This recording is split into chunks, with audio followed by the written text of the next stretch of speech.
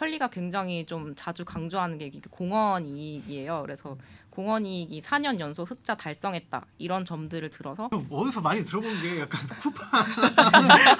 쿠팡이 많이 했던 말 같은데. 저도 모르게 조금 웃었는데.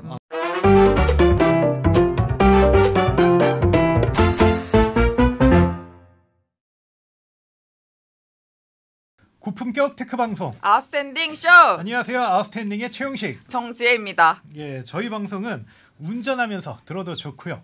인스타 하다가 내가 이걸 왜 보고 있지? 상사 맞을 때 들어도 좋고요. 그리고 페이퍼 워킹 하다가 홈 빠지고 나서 들어도 좋고 조용히 집에서 홈맥 하면서 들어도 좋은 아주 괜찮은 방송이고요. 좀 애를 썼네요. 예, 준비 좀 했고요. 오늘도 두 가지 공지사항이 있습니다. 첫 번째는 저희가 신규 동영상이 나오면 3일 안에 댓글을 달아주셨을 때 그 1개월 아웃스탠딩 쿠폰을 증정하는 이벤트를 진행하고 있습니다. 아시는 것처럼 아웃스탠딩 같은 경우는 지금 스타트업 씬에서 대부분의 창업자가 보고 있는 맞아요. 리더들이 보고 있는 그런 서비스입니다. 맞습니다. 그래서 정말 이 아주 좋은 기회에 아웃스탠딩과 함께하면 좋을 것 같고요. 두 번째는 저희가 PPL과 브랜디드 콘텐츠에 아주 열려있다는 점 이걸 말씀드리고요. 실제 그때 방송 나가고 나서 요즘 계속 문의가 와서 굉장히 정말 저희가 희망찬 상황입니다. 그래서 혹시 관심 있는 분들은 얼른 이렇게 저희에게 연락 주시면 감사할 것 같고요. 오늘은 저희 내부 기자인 강기몽 기자가 이렇게 출연을 하게 됩니다. 그래서 김홍님에게 대해서 잠깐 이야기하자면 약간 뭐랄까 풀스택 기자 같아요. 약간 풀스택 기자. 기획도 잘하고 취재도 잘하고 글도 잘 쓰고 이게 보통 이 풀스택 인재가 이게 용가 같다고 하거든요. 왜냐면 없다고. 약간 아주 아셈 많거든요.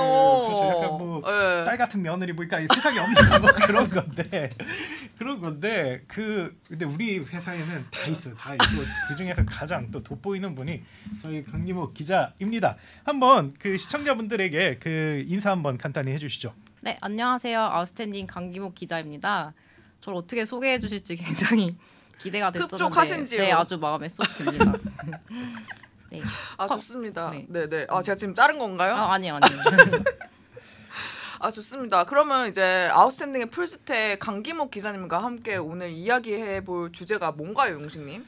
요즘 저희가 여러 차례 방송한 것처럼 감사 보고서가 계속 나오고 있죠. 그래서 스타트업 실적이 나오고 있는데 그래서 저희가 한동안은 좀 대형 유니콘 회사들 중심으로 좀 취재도 열심히 하고 기사도 내고 또 방송도 할 예정인데요. 오늘 따질 그런 회사가 바로 마켓컬리입니다. 네. 컬리. 네. 그래서 정말 마켓컬리는 우리나라에서 정말 토스 야놀자와 대등한 정말 최고의 그렇죠. 그런 스타트업이라고 볼 수가 있는데 그만큼 대신에 좀 노이즈도 있고 아니면 또 일각에서는 우려도 있는 게 사실이긴 해요. 그럼에도 불구하고 사업을 너무 잘해가지고 지금까지 수많은 우려를 뚫고 엄청나게 기업화에 성공한 그런 기업입니다. 근데 여기에 대해서 제대로 분석한 건 아직까지 없었는데 저희가 한번 오늘 제대로 분석을 하려고 합니다. 네, 오늘 속속들이 파볼 텐데요. 그럼 제가 첫 번째 질문을 우리 강기목 기자님한테 드리도록 하겠습니다. 사실 2024년 컬리의 가장 큰 이슈는 역시 상장 철회였잖아요. 근데 이제 물론 많은 분들이 알고 계시지만 그래도 먼저 상장 철회 배경에 대해서 한번 간단히 짚고 넘어가도록 하겠습니다. 네네. 올해 초에 큰 이슈였죠. 일단 컬리의 상장 철회 타임라인을 한번 잠깐 짚어보면요. 컬리는 원래 작년 8월에 상장 예비 심사를 통과하고 2023년 2월까지 상장을 마무리한다는 게 원래 계획이었어요. 그래서 결국 올해 1월에 상장을 철회한다는 소식을 이제 공식적으로 알리게 됐죠. 그랬었죠. 네, 그래서 모두 아시다시피 이제 경제 상황이 워낙 안 좋기도 하고 그래서 투자 심리는 얼어붙고 그래서 4조 원까지 갔었던 컬리의 기업 가치가 1조 원 아래까지도 떨어지게 돼서 이제 상장 계획을 접을 수밖에 없었던 거죠. 그래서 컬리가 상장 철회를 알리면서 이제 몇 가지 강조했던 포인트가 있었어요. 일단 첫 번째는 컬리가 지난해 이커머스 업계 평균을 크게 뛰어넘는 성장을 이뤘다. 그리고 지금 상장을 꼭 무리하게 추진하지 않더라도 계획 중인 신사업을 펼쳐가기에 충분한 현금을 보유했다. 그리고 마지막으로 그렇기 때문에 우리는 기업 가치를 좀 온전히 평가받을 수 있는 최적의 시점에 상장을 재추진할 것이다. 이런 포인트들을 강조를 했어요. 좀 아무래도 뭐 컬리의 성장성이나 뭐 현금 유동성 이런 것들에 대해서 세간의 우려를 좀 의식했기 때문에 이런 메시지를 좀 강조했던 것 같아요. 사실 컬리의 상장 철회가 굉장히 큰 이슈였었던 그랬죠. 것 같아요. 왜냐하면 그때 다들 상장을 할까 말까 고민을 많이 했었고 다른 회사들이 굉장히 많이 철회를 했는데 상장은 우린 끝까지 가겠다 뭐 이런 얘기 했었거든요. 근데 확실히 4호전의 기업 가치를 좀 그 코스피라든지 코스닥이 받치기에는 좀 너무 컸었던 것 같고 맞아요. 물론 뭐 기업 가치 조정이 좀 그 필요했었던 것 같긴 한데 물론 좀 1조까지는 좀 아니었던 것 같고 아마 그 상 중간에서 아마 그 예상이 됐었던 것 같은데 아마 컬리 입장에서는 좀 받아들이기 어렵지 않았을까 그쵸, 아무래도. 그런 생각을 해봅니다. 그러면 이것이 아까 제가 이야기한 것처럼 업계에 엄청난 영향을 끼쳤을 것 같은데 좀 분위기가 어떤가요?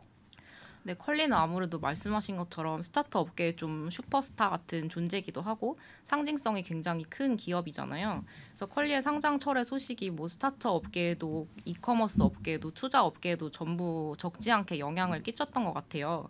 그래서 뭐 예를 들면은 이커머스 스타트업에 대한 그런 투자자들의 시선이 아무래도 조금은 냉랭해질 수밖에 없었던 것 같고요. 그리고 이른바 좀 계획된 적자를 만들면서 성장하는 이런 모델에 대한 투자도 조금은 신중해질 수밖에 없었죠. 그리고 뭐 예를 들면은 오아시스 같은 경우에는 흑자를 내고 있는 기업임에도 불구하고 결국 이제 상장을 철회하게 됐었잖아요. 그것도 물론 복합적인 이유가 또 있었겠지만 컬리가 상장을 철회한 이후에 아무래도 시장 분위기가 좀 냉랭해진 게 영향을 좀 끼치지 않았나 네, 그렇게 보고 있습니다. 네, 그 어쨌든 상장을 철회한 다음에 그러면 대체 컬리의 현주소는 어떠하냐, 정말 2022년에 사업을 잘했냐 이거에 대해서 되게 많이들 궁금해하셨잖아요. 그리고 최근에 그게 보고서가 올라왔고요. 그럼 이제부터 우리가 그거 좀 얘기를 해보면 좋을 것 같은데 일단 매출이랑 영업 손실이겠죠? 어떻게 구체적으로 나왔는지 좀 말씀 부탁드립니다. 네, 저도 굉장히 사업 보고서가 궁금했었는데요. 네. 일단 우선 매출부터 살펴보면요. 컬리의 2022년 매출은 2조 372억 원이었어요. 그래서 2조 원을 돌파한 거죠. 그래서 2021년에 매출 1조 원을 넘겼었고 그래서 2021년에 비해서는 30% 정도 성장한 수치예요. 그래서 거래액은 약 2.6조 원을 돌파했다고 하고요. 그래서 이제 영업 손실을 보면은 근데 컬리는 2022년에도 2,334억 원의 적자를 냈어요. 그래서 이게 2021년에도 2,000억대 적자를 냈었기 때문에 그거에 비해서 이제 소폭 상승한 수치고 결국 뭐 적자 폭을 줄이지는 못했다. 네, 이런 그 실적이 나왔습니다. 지금 말씀하신 걸 들어보면 일단 매출은 30% 늘었는데 근데 제가 봤을 때 규모를 어느 정도 잃었기 때문에 조단위 매출을 내고 있기 때문에 네네. 30%가 못하진 않은 것 같고 상당히 좀 잘했다고 볼 수도 있을 것 같고 근데 적자는 좀 어쨌든 같이 늘었으니까 이건 좀 애매하네요. 그래서 바로 좀 판단하기 어려운데 좀 어떻게 생각을 하시나요? 지금 말씀하신 것처럼 사실 매출만 보면은 뭐 나쁘지 않다, 뭐 선방했다 그렇게 볼 수 있을 것 같아요. 그래서 어느 정도 뭐 규모 있는 스타트업은 진짜 매출 성장하기가 워낙 어렵기도 하고 매출 2조 원을 돌파했다는 게 되게 대단한 일이잖아요. 근데 좀 종합적으로 봤을 때는 업계 반응이 아무래도 조금 아쉽다 이렇게 좀 모아지고 있는 것 같아요. 왜냐하면 컬리는 지금까지 뭐 매년 2~3배씩 성장하는 그런 스타트업이었기도 그쵸. 하고, 근데 2022년에 이제 매출 성장률을 보면은 이제 30%인 거잖아요. 그래서 규모를 좀 커진 것을 감안하더라도 성장세가 좀 많이 둔화한 것이 조금 아쉽다 이런 의견이 좀 많은 것 같아요. 더 잘할 수도 있었을 것 같은데. 네네. 그리고 또 이게 또 컬리는 여전히 이제 적자 규모를 줄이지를 못했잖아요. 그래서 이 줄이지 못한 적자에 대한 일종의 양해 같은 것을 구하고 상장까지 좀 순항하기 위해서는 컬리가 좀 더 폭발적인 매출 성장을 보여줄 필요가 있지 않았나. 좀 이런 게 전반적인 업계 의견이었던 것 같고요.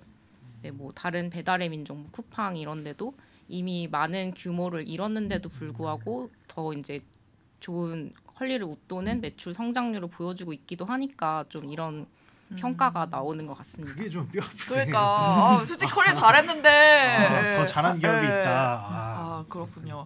그러면은 컬리가 손익 구조가 어떻게 되죠?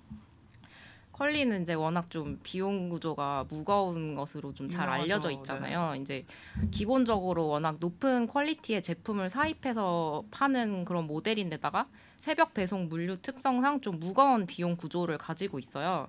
그래서 또 다른 큰 스타트업들과 마찬가지로 뭐 인건비, 피지 수수료, 광고비에 이제 상당히 많은 비용을 쓰고 있고요. 그래서 이제 2022년 비용 지출 내역을 보니까 인건비 지출 비용이 2천억 원이 넘었고요. 지급 수수료는 1,000억 원 넘었고 운반비도 1,000억 원이 넘었어요. 그리고 광고비는 한 540억 원 정도를 이제 썼더라고요. 근데 보니까 전년과 비교해서 모든 비용 지출이 이제 크게 늘어난 거예요. 그래서 이런 비용 지출 규모를 보면은 이제 적자를 낼 수밖에 없는 그런 무거운 비용 구조고요. 근데 다만 여기서 매출 원가율은 2021년에 81%였거든요. 근데 2022년에는 이제 72%로 줄어들었어요. 그래서 이거는 그래도 좀 어느 정도 원가 관리 효율화가 이루어지고 있다는 긍정적인 시그널로 볼 수 있다. 네, 그렇게 보고 있습니다. 많이 줄어든 건가? 매출 원가율. 그래도 보통 뭐 네. 밀키트라든지 신선식품 보면 네네. 정말 원가율이 90% 가까이 되는 데도 네네. 있고 심지어 모 회사는 100%가 넘게 하잖아요. 근데 어쨌든 아마 제 생각엔 퀄리도 처음에는 그와 비슷했는데 네. 어쨌든 계속 줄이고 있으니까 이거는 확실히 좀 긍정적인 긍정적인 시그널이 아닐까 싶은데 그렇다면 좀 퀄리의 재무 상태는 어떤가요? 계속 적자를 내고 있는데 그걸 어떻게 좀 감당할 수 있는지 그걸 좀 궁금합니다. 네. 재무 상태에서 아무래도 사람들이 제일 좀 궁금해하는 항목이 현금 보유량일 것 같아요. 또 상장 철회할 당시에 우리는 신사업을 추진하는데 무리 없을 정도로 충분한 현금을 보유하고 있다. 뭐 이런 얘기도 했었기 때문에 그게 정말인가? 되게 궁금한 분들이 많았을 것 같아요. 이제 보고서를 보니까 퀄리의 현금 보유량은 1,956억 원 정도였어요. 그래서 좀 세간의 우려보다는 그래도 많은 현금을 가지고 있었다고 볼 수 있는데요. 이제 2021년 말에 앵커피가 컬리에 이제 2,500억 원을 투자했었잖아요. 그래서 그때 받았던 투자금이 그래도 어느 정도 상당 부분 남아 있었던 거죠. 근데 하지만 컬리가 이제 매년 쓰는 비용이랑 영업 적자를 이제 생각해 보면은 이게 뭐 1,950억 원이 있다고 해도 충분한 런웨이를 보장할 만한 그런 규모는 아닌 거죠. 그래서 그런 상황에서 최근에 불과 몇 주 전에 앵커피가 한 1,000억 원 정도 추가 투자를 유치할 수도 있다 이런 소식이 보도가 됐었어요. 그래서 이 추가 투자 유치 소식이 가지는 뭐 의의랑 컬리의 런웨이에 대해서는 뒤에 가서 한번 다시 말씀드리도록 하겠습니다. 어쨌든 2,000억 원이 있어도 2,000억씩 깨먹으니까 이게 좀 애매하긴 하네요. 그러네요. 그러면 컬리는 자체적으로는 자기네들의 실적에 대해서 뭐라고 말씀을 하고 계신지요? 네, 컬리는 일단 내부적으로도 매출 2조 원을 돌파했다는 거에 대해서는 내부적으로도 고무적으로 이제 평가하고 있을 것 같고요. 그리고 컬리가 뭐 공식적인 자료나 그런 것들을 통해서 2022년 실적에 대해서 강조하는 포인트들이 몇 가지 있어요. 우선 첫 번째는 거래액 증가율이 온라인 쇼핑업계 평균 거래액 증가율보다 3배 이상 높다. 그리고 두 번째는 적자가 소폭 늘기는 했지만 매출액 대비 손실 비중이 11.5%로 전년보다 2.5%포인트 정도 줄어들었다. 그리고 세 번째는 이제 얼마 전에 컬리가 그 경남 창원에 물류센터를 오픈했거든요. 그리고 5월에도 이제 평택 물류센터를 오픈할 예정이에요. 그래서 그런 물류센터에 이제 설립 비용이 많이 드니까 설립 비용을 포함해서 선제적 투자 비용이 이제 반영된 수치다. 네, 그러고 이제 컬리가 굉장히 좀 자주 강조하는 게 공헌 이익이에요. 그래서 공헌 이익이 4년 연속 흑자 달성했다. 이런 점들을 들어서 좀 아쉽다라는 평가에 대해서 방어를 하고 있는 것 같습니다. 저 어디서 많이 들어본 게 약간 쿠팡이 많이 했던 말 같은데. 저도 모르게 조금 웃었는데. 그러면 좀 그에 대해서 기자로서 좀 평가를 한다면 그게 좀 맞는 말인지 아니면 조금 아닌 것도 있는지 한번 좀 평가를 낱낱이 한번 뜯어보죠. 이야기해 주시죠. 네, 일단 뭐 컬리로서 이제 매출이랑 마찬가지로 거래액 면에서도 조금 더 폭발적인 증가율을 보여주면은 물론 좋긴 하겠지만 어쨌든 거래액이 그래도 눈에 띄게 꾸준히 이제 늘어나는 거를 볼 수 있고요. 그리고 매출액 대비 손실 비중이 줄어들었다. 이것도 어쨌든 수익성 개선이 이루어지고 있다는 것이기 때문에 유의미한 수치라고 보고 있어요. 하지만 그렇다고 해도 아직 뭐 큰 폭으로 수익성 개선을 이루거나 2,000억 원대 이제 적자를 해소하는 데까지 가기에는 아직은 그래도 좀 먼 길이 남았다라고 볼 수 있을 것 같은데요. 그리고 뭐 아까 얘기했던 물류센터 설립 비용 같은 경우에는 회계 처리할 때는 이제 감가상각비로 들어가기 때문에 사실 2천억 원대 적자에서 차지하는 비중이 생각보다 크지는 않다 이렇게 이제 회계사님한테 물어봤는데 그런 의견이 있었고요. 그리고 또 그래서 이제 물류센터 설립 비용 같은 게 이번 연도 이제 다 털었다라고 해도 이제 다음 연도에 막 갑자기 적자 규모가 확 줄어든다거나 뭐 이런 효과까지는 없을 거라는 거죠. 그리고 컬리는 이제 지속적으로 이제 공헌이 흑자를 굉장히 강조를 하고 있잖아요. 네. 그래서 물론 이게 이제 유의미한 수치고 공헌이 흑자다, 공헌 이익률 늘어난다라는 것은 수익성 개선되고 있다는 하나의 지표로 볼 수는 있긴 한데요. 공헌이 흑자가 뭐 반드시 향후 흑자 전환을 담보하거나 이렇게는 볼 수가 없어요. 그래서 공헌이익은 매출액에서 변동비를 뺀 값인데 공헌이익 흑자가 이제 의미가 있으려면은 인건비와 같은 고정비가 이제 그대로 유지가 돼야 이게 의미가 있는 것이더라고요. 네. 근데 하지만 지금 컬리 같은 경우에는 고정비가 고정이 되어 있지 않기 때문에 그렇다면 그것은 고정비라고 할 수 없는 것이 아닌지요. 그렇죠. 네, 예. 그래서 뭐 공헌이 흑자면 무조건 뭐 흑자 전환으로 이어진다라고는 볼 수 없을 것 같습니다. 그래서 말씀하신 것처럼 공헌이익 얘기하는데 고정비가 늘 그 변동성이 그러니까 고정비가 아니거든요. 고정비 아니네 그러면. 네. 그래서 보통 이런 경우는 보니까 막 이런 걸로 바꾸긴 어렵고 정말 매출이 확 늘어야지만 이게 지불을 시킬 수가 있더라고요. 그래서 좀 저도 그쵸. 약간 그런 걸 좀 느꼈습니다. 그래서 성장세로 눌러야 된다는 말이 그래서 나오는 거군요. 그렇죠. 일단 알겠습니다. 그 2022년에 컬리의 가장 큰 모멘텀이 또 하나가 있었잖아요. 바로 이제 뷰티 컬리 론칭 아니겠습니까? 그것 때문에 이제 컬리로 이름 바꾸는 거잖아요. 마켓에 띄고. 그래서 근데 뭐 뷰티 컬리에 대해서 조금 소개를 하고 넘어가면 어떨까요? 네네. 뷰티 컬리 이제 그 마켓 컬리에 이은 두 번째 버티컬 서비스인데요. 작년 11월 초에 오픈을 했고 뷰티 제품을 전문적으로 파는 플랫폼이에요. 그래서 지금 뭐 에스티로더, 맥, 에르메스 뭐 이런 명품 뷰티 화장품들 위주로 이제 입점이 되어 있고요. 그리고 이제 처음에 론칭할 때 블랙핑크 제니가 이제 모델로 나오면서 굉장히 사람들의 눈길을 많이 끌었었죠. 그래서 이제 기존에 우리가 알고 있는 그 신선식품 전문 플랫폼 마켓컬리랑 뷰티컬리를 이제 투 트랙으로 운영하기 위해서 지금 말씀 주신 것처럼 아예 서비스명을 마켓컬리에서 이제 아예 컬리로 바꾸기도 했었고요. 그래서 뷰티컬리의 존재가 컬리한테 얼마나 좀 중요한 존재인지 좀 간접적으로 알 수 있을 것 같아요. 저는 뷰티컬리 보면서 뭐 조금 생각이 바로 드는 게 이게 매출 확장이 필요하구나. 그러니까 뭐 어떻게 보면 이게 직업병으로서 나오는. 근데 예상보다 CF라든지 이런 거 괜찮았고요. 뭐 제가 블랙핑크 좋아해서 그렇게 해놨는데. 또 여기서 이렇게. 그래서 그런데 좀 그래서 이거 보고 약간 판단하기가 좀 어렵더라고요. 좀 그 뷰티컬리 론칭 배경은 좀 어떻게 보세요? 이게 이제 일단 크게 보면은 컬리가 신선식품 외에서 다른 버티컬 서비스를 만들었다. 이거는 아무래도 좀 포트폴리오를 다각화하기 위해서였을 거라고 보고요. 그리고 이제 상장 전에는 아무래도 뭔가 새로운 성장 동력을 좀 제시해서 기업 가치를 올리고자 한 것이 아닌가 이런 사람들의 분석이 좀 많았었어요. 근데 또 그 중에서도 왜 뷰티냐 이거를 보면 또 나름의 이유들이 또 있는데요. 일단 첫 번째는 데이터상으로 봤을 때 좀 성장 가능성을 목격했기 때문이에요.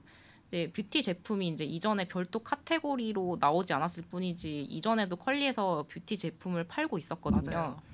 그래서 이게 지금까지 좀 판매량 데이터를 보니까 이것 좀 성장 가능성이 있겠다 싶어가지고 그게 이제 영향을 미쳤다고 하고요.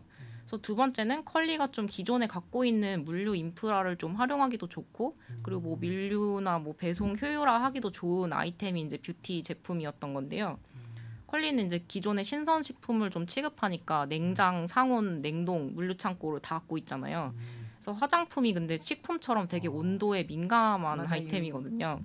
그래서 컬리는 이걸 좀 기존에 활용해서 화장품을 좀 잘 보관, 배송할 수 있는 장점이 있고 실제로 뭐 콜드 체인이라고 해가지고 굉장히 많이 호평을 하긴 하더라고요. 그 물류 시스템을 변질이 될 수 있으니까. 세 번째는 그래서 화장품은 또 부피는 되게 작고 객단가는 굉장히 매우 높은 아이템이잖아요. 그래서 새벽 배송을 하는 컬리의 특성상 좀 한정된 시간 내에 차량 한 대당 처리 건수는 좀 늘려야지 수익성 강화에 좀 유리한데 그런 의미에서 뷰티 제품이 좀 그 알맞은 아이템이었고 또 뷰티 제품이 식품보다는 폐기율이 좀 낮다는 그런 맞아요. 장점도 있었어요. 그리고 또 그 다음에는 교차 구매를 노린다는 전략이었는데요. 이제 기존에 이제 마켓컬리 고객들이 뭐 3040 여성들이 좀 많았잖아요. 근데 뷰티 제품의 주요 소비층도 3040 여성들이 좀 많기 때문에 고객층이 이제 겹치는 거죠. 그래서 마켓컬리에 이제 장보러 들어갔다가 뷰티 제품 하나둘씩 이제 끼워놓고 이런 거를 이제 노렸다고 하고 그리고 마지막으로 뷰티 제품은 원래 전반적으로 좀 마진율이 좋은 아이템이기 때문이기도 한데요. 네. 근데 또 유통업체의 경우에 브랜드와 어떻게 마진율 협상을 하느냐에 따라서 수익률이 달라지긴 한다고 합니다. 네, 그래서 뭐 좀 왜 갑자기 뷰티 이렇게 좀 생뚱맞아 보일 수는 있긴 하지만 그냥 봤을 때는 컬리가 그 상황에서 던질 수 있는 좀 최선의 승부수 같은 것이었다. 저는 듣고 나니까 너무 납득이 되네요. 저는 아까 3번부터 웃었는데 교차 구매가 실제로 저는 교차 구매를 했습니다. 저 마켓컬리 굉장히 잘 쓰고 있었거든요. 근데 이제 뭐 샐러드 사고 이제 립스틱 하나 사고 뭐 뭔지 알죠? 그럼 이제 아침에 새 립스틱을 바르고 촬영하러 오고 뭔지 알죠? 그렇군요. 이게 의구심이 완전 다 해소가 되네요. 예, 그 뭔지 모르겠어요. 솔직히 제가 안 써가지고 뭔지 모르지만 근데 들은 것만으로는 다 이해가 됐습니다. 정말 그럴 법한 선택이었다. 근데 어쨌든 성과가 중요하죠. 그래도 그렇죠. 뷰티컬리 성과가 현재까지 어떻죠? 성장성과 수익성에 진짜 도움이 되고 있나요? 네, 갑자기. 근데 저도 뷰티컬리 보면서 컬리의 타깃곡이 나였구나. 여기 타겟 고객에게 이렇게 두 명 앉아 있어요. 네. 정말 팬덤이 있네요. 취재하면서 점점 등급이 오르고 있다. 네. 답변을 드리자면요. 네, 성과 어떤가요? 네, 뷰티컬리는 사실 근데 지난해 11월 초에 론칭이 된 서비스잖아요. 그래서 아직 사실 성과를 논하기에는 아직 이른 단계인 것 같긴 해요. 그래서 2022년 사업 보고서에도 뷰티컬리 실적은 아직 뭐 거의 반영돼 있지 않다고 봐야 되거든요. 그래서 그 뷰티컬리 성과에 대해서 컬리가 이제 자료를 통해서 좀 밝힌 것들이 있었는데요. 이제 보도 자료에 이제 그 이런 표현을 썼어요. 뷰티 카테고리는 바스켓 사이즈가 크고 물류 및 배송 생산성도 높아서 컬리의 전체 수익성 개선에 크게 기여하고 있다. 이런 문구가 있더라고요. 그러고 와서 관련해서 좀 몇 가지 성과 지표들도 같이 이제 발표를 했는데요. 우선 뷰티 카테고리 거래액이 전년보다 이제 2배 이상 증가했다. 그리고 뷰티컬리의 평균 판매 가격이 마켓컬리에 비해 3배 높다. 그리고 뷰티컬리 사용자의 평균 주문 금액이 뷰티컬리를 사용하지 않는 사용자에 비해서 3배 높다. 이런 수치가 이제 자료에 있었어요. 그래서 그냥 봤을 때는 뷰티컬리 지금 전반적인 분위기가 뭐 나쁘지는 않은 것 같아요. 근데 이제 컬리가 지금 발표한 수치들만으로는 사실 이게 충분한 성과를 내고 있는지 사실 전혀 모르겠는데. 네. 좀 그러지 네. 않았으면 좋겠어요. 그러니까 기준점이 없는데 2배, 3배 그런 보도 자료 보내지 마세요. 그게 뭐 단가가 3배 늘었다. 뭐 그냥 매출 얼마다, 거래액 얼마다. 그냥 이것도 싫으면 그냥 몇 개 팔렸다 이거 얘기해 주시지. 뭐 3배 높다 이런 거 저희가 별로 안 좋아합니다. 기자들 안 좋아해요. 그런 속지 않아요. 보내지 말아주셨으면 하는 바람이 있고. 울컥했군요. 계속 얘기하시죠. 네, 저도 안 그래도 지금 말씀드리려고 했던 게 좀 이거를 정확하게 이게 잘 안착이 됐냐를 알려면은 뭐 거래액이라던가 매출 규모라던가 아니면 뭐 이제 이커머스 전문가 같은 경우는 뭐 마켓컬리와 뷰티컬리를 합쳐가지고 좀 일정 기간 구매 패턴에 따라 일정 기간 동안 1인당 주문 금액이 얼마냐 아니면 뭐 컬리 사용자 중에 뷰티컬리를 같이 사는 사람들의 모수가 얼마냐 좀 이런 데이터들이 좀 시원하게 이제 밝혀져야 네, 그 정확하게 판단할 수 있다고 보고요. 네, 뭐 아직까지 이런 수치들이 밝혀진 적은 없고 이런 수치 이제 만들어가는 과정인 것 같아요. 그리고 사실 뷰티컬리가 론칭된 지 그렇게 오래되진 않았기 때문에 그쵸. 지금 당장 뭔가 판도를 뒤집을 만한 성과를 내놓아라라고 하기에는 조금 억울한 일일 수도 있겠다라는 생각은 좀 듭니다. 방금 또 홍보팀에서 왠지 이런 말 할 것 같은 느낌이 들었어. 좀 기다려라. 이제 얼마 되지도 않았는데 갑자기 그 생각이 드니까 반성이 들었습니다. 좀 기다리도록 하겠습니다. 근데 좀 지혜님은 뷰티컬리 잘 될 것 같아요? 좀 어떻게 보세요?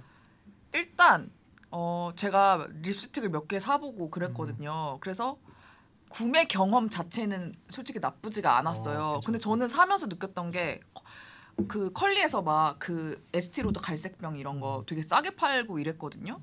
근데 저는 이게 많이 남을까?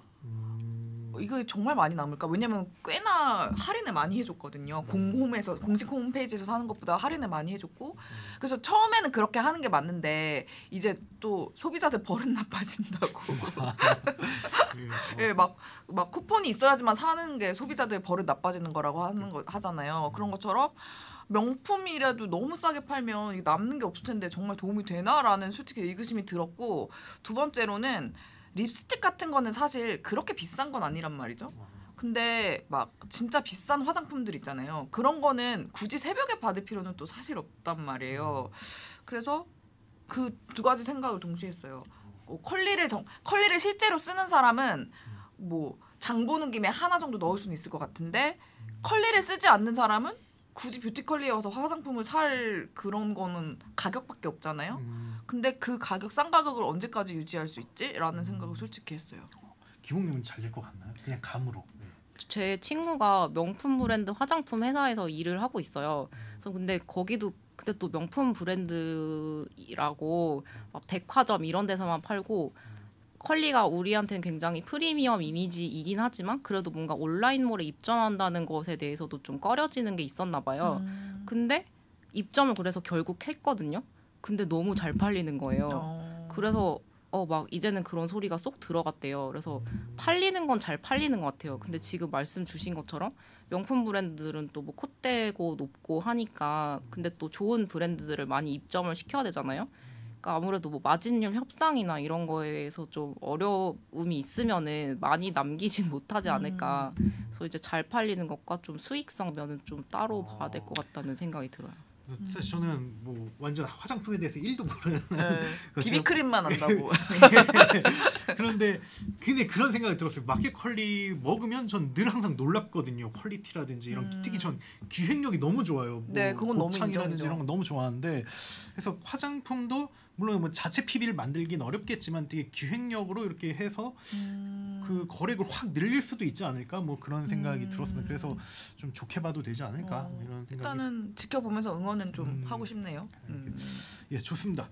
그러면 최근에 또 업계 빅뉴스가 나왔잖아요. 물론 이게 확정된 건지 아닌지는 좀 저도 여쭤봐야 되겠지만 애매해요. 1,000억 원 규모로 뭐 투자 유치를 한다 이런 이야기가 나왔는데, 좀 이건 어떤 이야기인지 좀 설명 좀 부탁드리겠습니다.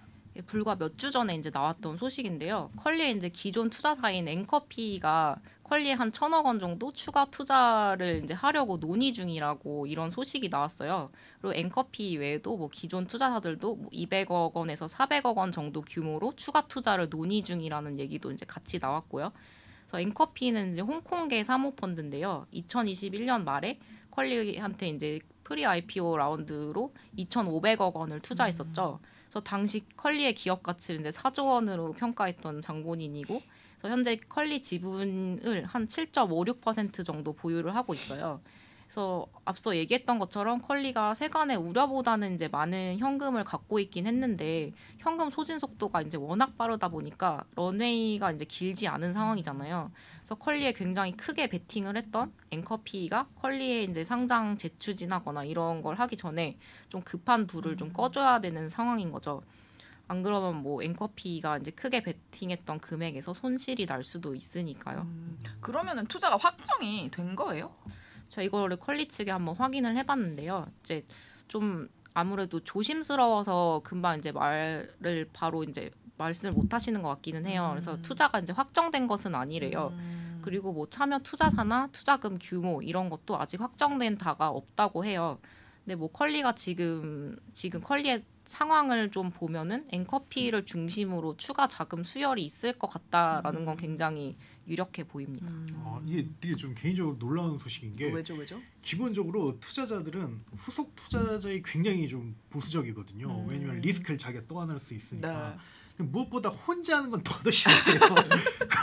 더 큰 리스크를 해야 그래서 되니까. 끌어들이나요, 그러면? 네, 그래서 뭐 제가 아는 창업자에게 얘기 들은 거는 항상 후속 투자 받을 때는 밀어줄 수 있는데 리드는 우리가 절대 못 서겠다가 거의 뭐 불문율의 좀 가깝다고 하더라고요. 물론 둘이 특별한 관계가 있고 정말 잘 될 걸 확신이 있으면 좀 다르겠죠. 근데 기본적으로는 후속 투자에 좀 보수적이라고 전 알고 있는데 그러면 앵커피가 좀 팔로원 투자를 한다는 건 좀 어떤 의미인가요?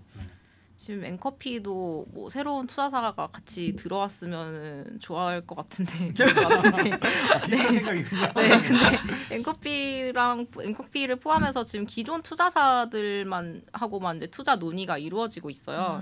이제 컬리의 기업 가치가 떨어졌다고 해도 기본적으로 이제 몸값이 너무 높고 장도 안 좋고 하니까 이 상황에서 신규 투자사들이 또 선뜻 들어오기는 좀 어려운 상황이고요. 그래서 뭐 투자사들 신규 투자사를 모집하긴 힘든데 지금 컬리의 급한 불은 좀 꺼줘야 되는 상황이니까 앵커피가 이제 나설 수밖에 없었던 것 같고요. 그리고 또 업계 전문가로부터 좀 흥미로운 추측 하나를 들었는데요. 앵커피가 이번에 추가 투자를 집행하면은 앵커피가 이제 P이다 보니까 좀 고강도 비용 통제를 하는데 좀 강한 측면이 있잖아요. P가 그래서 혹시 이번에 이제 추가 투자를 하면서 컬리의 비즈니스에 좀 적극적으로 개입을 해서 좀 고강도로 비용 통제를 해서 뭐 2023년 동안 좀 BEP 언저리까지 맞춘 다음에 24년 정도에 상장 추진을 하는 그런 큰 그림을 그리고 있는 게 아니냐. 왜냐면 지금은 그래도 컬리가 좀 더 이제 급한 상황이잖아요. 그렇다 보니까 만약에 투자 계약을 맺게 되면 앵커피 쪽이 좀 주도권을 갖고 투자 계약을 맺을 확률도 높으니까 그런 추측이 나왔던 것 같고요. 근데 어쨌든 이런 상황이 안 이루어지더라도 어쨌든 투자가 성사되면 앵커피 지분율이 이제 올라가기 때문에 뭐 목소리가 좀 더 커진다거나 이런 거는 이제 분명해 보이고 상장까지 이제 앵커피와 컬리는 한 배에서 내릴 수 없을 것 같다. 웃겼네요. 거의 네. 뭐 90% 그렇다. 앵커피의 목소리라도 이런 건 정말 엄청 커지겠죠. 네, 근데 이거 관련해서 보도를 보니까 컬리 기업 가치가 3조 원 정도로 논의가 되고 있다고 들었어요. 이거에 대한 의미를 조금 짚어주시면 좋을 것 같습니다. 이제 앵커피도 굉장히 고민이 많았을 것 같아요. 기업 가치를 뭐 얼마로 산정해서 얼만큼 들어가야 되냐 이제 고민이 많았을 것 같은데 지금 상황으로 물론 기업 가치를 대폭 깎아서 들어갈 수도 있겠지만 그렇게 하면 이제 기존 투자분이 있으니까 기존 투자분의 가치가 이제 떨어지니까 상충이 일어나게 되잖아요. 그래서 이제 그 말씀하신 것처럼 3조 원대로 지금 논의가 오고 가고 있는 걸로 알고 있는데요. 물론 앵커피가 컬리의 이제 지속 성장 가능성을 이제 믿는 거고 서로 이제 신뢰를 하고 있기 때문에 지금 장이 안 좋은 상황에서도 높은 가치, 기업 가치를 그래도 인정해 준 것도 맞아요. 하지만 어쨌든 기존 투자사의 이제 팔로운 투자라는 배경에서 정해진 일종의 타협선 같은 게 이제 3조 원대였다라고도 이제 볼 수 있는 거죠. 앵커피도 고민이 많겠어요. 그렇죠. 그래서 뭐 어쨌든 근데 업계에서는 뭐 그 거래소 가격을 기반으로 뭐 1조 원이라고 1조 원도 안 된다 뭐 이런 얘기도 하긴 했는데 어쨌든 앵커피로서는 뭐 그렇게까지 가면 너무나도 이제 복잡해지니까 어느 정도는 좀 맞춘 거라고 좀 볼 수도 있겠네요. 그러면 앞서 재무 상태에 대해서 잠깐 여쭤보긴 했었는데 여기서 그때 그 물어볼까 하다가 좀 나중에 물어봐야지라고 생각을 했는데 만약에 현재 재무 상태에 추가 투자까지 들어오면 좀 런웨이는 좀 어느 정도로 계산하는 게 합리적일까요? 일단은 추가 투자 받지 않은 상태에서의 런웨이부터 한번 계산을 해보면요. 아까 2022년 말 기준으로 현금성 자산이 한 1,900억 원 정도 남아있다고 했었잖아요. 네. 근데 한 해 컬리가 현금을 대략 한 2,000억 원 정도씩 이제 까먹고 있어요. 그렇게 보면 이제 런웨이가 1년도 채 안 남은 그러네요. 건데요. 네. 하지만 기업은 이런 상황이 왔을 때 뭐 갖고 있는 자산을 현금화한다던가 하는 방법으로 이제 나름 대응을 하게 됩니다. 그래서 이런 상황까지 이제 감안을 했을 때는 그래도 런웨이가 한 1년 조금 더 정도 이제 남았다고 볼 수 있고요. 그래서 여기서 만약에 이제 1,000억 원에서 1,200억 원 정도 수여를 하게 된다면 물론 런웨이는 이제 늘어나게 되겠죠. 근데 그렇다고 하더라도 그 현금 소진하는 거를 감안을 하면은 런웨이가 뭐 길어도 한 최장 2년까지 정도밖에 안 늘어나게 됩니다. 그래서 2년 내에 뭐 상장을 재추진한다거나 아니면은 다른 자금 조달 계획을 세운다거나 이렇게 해야 될 것 같아요. 그 사실 런웨이가 2년이면 사실 짧은 건 아니긴 하죠. 그렇죠. 뭐 스타트업 치고는 네. 그리고 뭐 아까 얘기한 것처럼 분명 현금화하는 방법도 있을 거예요. 예전에 뭐 쿠팡 같은 경우는 정말 거의 완전 자본 잠식 상태에 도달할 뻔했는데 그때 좀 물류센터를 담보로 이렇게 대출 받았거든요. 그래서 뭐 좀 그런 방식으로도 가능하지 않을까 싶습니다. 아 그렇군요. 네. 어쨌든 그러면 컬리가 지금 현재 어쨌든 성장성하고 수익성 둘 다 잡아야 되잖아요. 그걸 위해서 하고 있는 노력이 구체적으로 뭐가 있나요?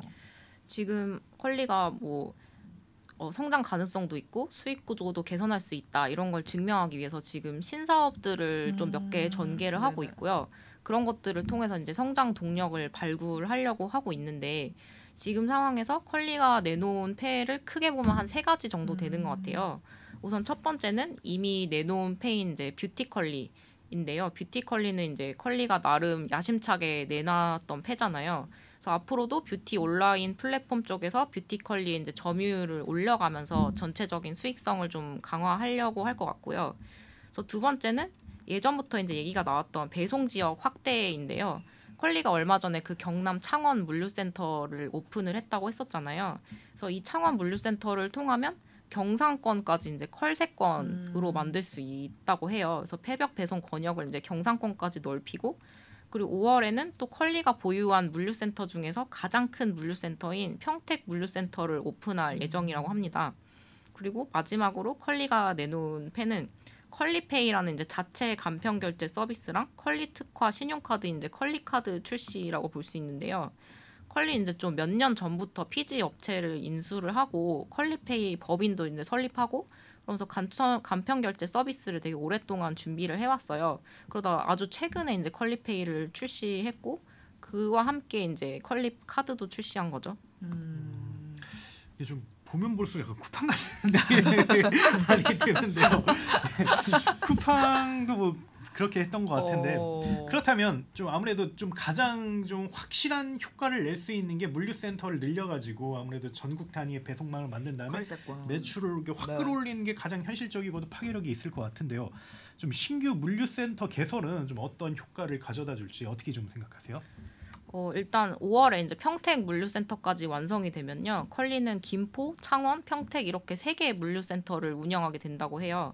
그래서 이렇게 3개가 완성되면은 컬리는 이제 거의 전국으로 샛별 배송 서비스를 할 수 있는 물류망을 완성하게 되거든요.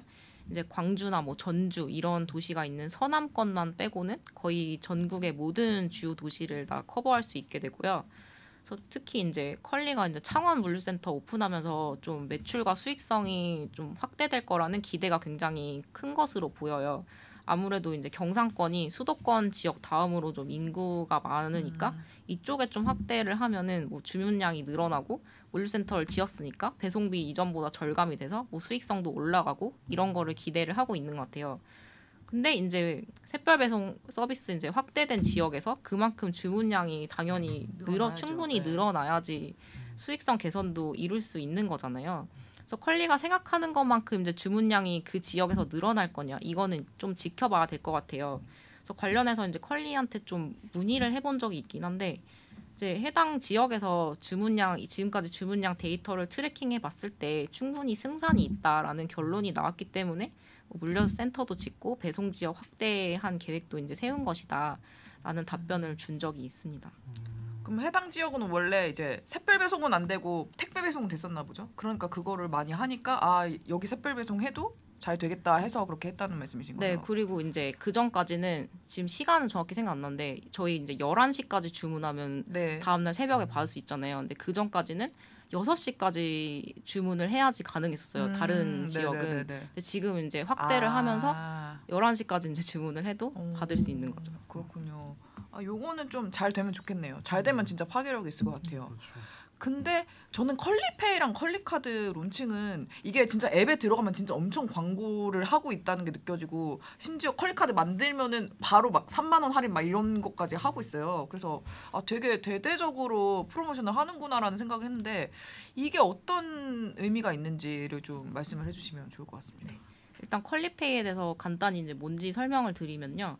다른 이제 간편 결제 서비스처럼 컬리페이 이제 결제 수단을 연동을 해서 비밀번호만 입력하면 간단하게 이제 결제가 끝나게 되는 서비스예요. 그리고 나중에는 선불 충전 기능도 넣을 거라고 하더라고요. 그래서 컬리가 사실 이런 간편 결제 시스템을 만든 목적이 일반적으로 이커머스 업체가 간편 결제 시스템을 만드는 이유랑 크게 다를 것 같지는 않아요. 그래서 이것도 이제 이커머스 전문가님에게 자문을 좀 얻어봤는데 일반적으로 좀 이커머스가 자체 간편 결제 시스템을 만드는 목적들이 뭐냐라고 봤을 때 우선 이제 신용카드나 이제 기존 결제 수단을 연동해서 쓰는 결제 시스템일 경우에 이제 아까 얘기했던 것처럼 카드를 등록해 놓으면은 비밀번호 입력만으로 결제를 마치게 되잖아요. 그러니까 고객에게 굉장히 간편한 사용성을 제공을 할 수 있고요. 그리고 두 번째가 이런 시스템을 갖춰 놓으면 새로운 서비스로 확장하는 데 굉장히 용이하다고 해요. 그래서 예를 들면 이제 간편 결제 피지사에 이제 카드 정보가 등록이 되잖아요. 그럼 고객에게 예를 들어서 정기 결제 서비스 같은 거를 제공할 수 있는 거예요. 고객이 만약에 매달 생수를 산다면 생수가 이제 자동으로 결제되게 할 수 있는 거죠. 그리고 뭐 컬리카드 같은 걸 내놓아서 등급에 따라서 최대 12%까지 적립금 혜택도 지금 확대한다고 하는데요. 이런 식으로 뭐 간편한 사용성, 뭐 혜택 이런 걸 주면은 기존 고객들의 뭐 락인도 유도할 수 있겠죠. 네, 그리고 지금까지 컬리는 컬리페이가 없으니까 뭐 네이버페이라던가 토스페이라던가 이런 다른 간편 결제 시스템이랑 연동해서 결제를 하는 게 있었거든요. 근데 그런 경우에 간편 결제 서비스 운용사랑 신용카드사에 이중으로 수수료를 내게 돼요. 근데 이런 자체 간편 결제 시스템이 있으면 그런 면에서 수수료를 좀 아낄 수 있을 것 같고요.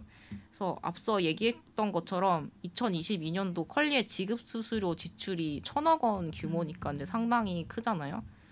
네, 그리고 이제 선불 충전 기능이 만약에 추가됐을 경우에 또 다른 걸 할 수 있는데 선불식 충전 형태면은 고객들이 넣어두는 돈이 이제 선수금으로 들어가서 그 잔액에서 이자 수익을 많이 낼 수 있어요. 그래서 대표적으로 이제 스타벅스가 그런 거에서 이제 이자 수익을 많이 내고 있잖아요. 그리고 또 여기서 한 발 더 나아가면은 지금 배민이 하는 것처럼 사용자들끼리 상품권 형태로 선물하기 서비스를 할 수 있다거나 그런 좀 무궁무진하게 다른 서비스를 좀 만들 수 있다고 합니다. 그래서 이게 커머스 회사들이 엄청 고민이더라고요. 보통 한 거래액이 대형 커머스 회사들은 한 몇 조 원 되잖아요. 네. 뭐 컬리도 2, 3조 원 되는데 근데 카드 수수료랑 피지 수수료 거래액의 그냥 4% 정도가 그냥 자동으로 나간다고 보면 되거든요. 그냥 몇백억이 그냥 가만히 있어도 훅 빠지는 거라 가지고 그래서 되게 엄청 고민하더라고요. 이걸 어떻게 제어해야 되나 아마 그것 때문에 하지 않았나 좀 생각을 하는데요. 된 것이군요. 그렇다면 컬리의 미래 뭐 마지막 어떻게 전망하시나요? 네. 저도 사실 뭐 정확하게 전망할 수는 없겠지만 그래도 컬리가 좀 여기저기서 많이 얻어맞고 있잖아요. 그래서 사람들이 평가하듯이 컬리 앞에 놓인 과제들이 사실 녹록치 않은 거는 정말 사실인 것 같아요. 이제 매출도 폭발적으로 올려야 된다고 하고 그 와중에 적자도 계산해야 된다고 하고 그러니까 이게 아무리 뭐 뛰어난 기업이라도 사실 힘든 거잖아요. 그리고 또 원래는 이제 뭐 규모의 경제 이렇게 돌아가면서 손익 개선하고 이런 거를 이제 그림을 그렸는데 그러려면 또 점유율과 거래액이 이제 확 늘어야 되는데 거기까지 가는데도 시간이 이제 많이 걸리잖아요. 그래서 뭐 컬리 내부적으로도 지금 되게 고민이 엄청 많을 거다 이런 얘기들이 있어요. 그래도 이제 매출과 성장에 계속 올인할 거냐 아니면 어떻게든 좀 졸라매서 적자를 개선해 볼 거냐. 그래서 이제 외부에서 또 입김이 어떻게 영향을 끼칠지는 모르겠지만 사실 둘 다 완전히 포기하기는 힘들 것 같아요. 적자를 굉장히 개선해야 되는 상황이긴 하지만 또 신사업도 벌려놓은 것들이 있기 때문에 매출 성장도 좀 포기하지 못할 것 같고요. 그래서 그냥 제 개인적인 생각으로는 그래도 매출 쪽에 성장에 조금 더 무게를 둬서 적자를 막 획기적으로 줄이진 못하더라도 매출에 비해서 적자를 계속 개선하고 있다. 이런 걸 좀 어필해서 2023년 실적을 만들고 뭐 2024년에 다시 상장을 재추진한다거나 뭐 이런 그림으로 가지 않을까 하는 생각이 듭니다. 용수님은 나한테 물어보려고 했잖아. 누가 먼저 할까요? 제가 먼저 할게요. 저는 컬리가 좀 소신발언 해도 되나? 아 물론이죠. 상장을 또 할 수 있을지는 잘 모르겠어요. 그렇죠. 그러니까 장이 저는 절대로 2019년, 2020년 장으로는 절대 안 돌아갈 것 같거든요. 10년 동안은 근데 컬리가 10년 동안 계속 상장을 뭐 안 할 수는 없고, 근데 상장을 그냥 상장할 수 있을지 잘 모르겠어요. 저는 솔직히 말씀드리면. 너무. 그럼 사업은 어떨 것 같아요? 사업은 상장과 별개로. 그러니까 역량이 있잖아요. 워낙 역량이 있는 팀이라서 사업은 어떻게든 할 것 같은데 사업은 어떻게 영위를 계속 할 것 같은데 상장을 한다는 건 되게 여러 가지 의미가 있잖아요. 사실 적자를 누를 만한 성장세를 계속 만들어야 되고 솔직히 가장 좋은 건 흑자 도난인데 솔직히 흑자 도난은 제가 보기엔 너무 어렵고 그래서 그냥 저는 어쨌든 상장은 다시 할 수 있을까는 아직 퀘스천 마크다. 어떻게 보시죠? 저는 어떻게 보면 되게 어려우면서도 간단한 솔루션인 것 같아요. 그냥 수단 방법 가리지 않고 일단 매출 늘리고 수당 방법 가리지 않고 비용 줄이면 되거든요.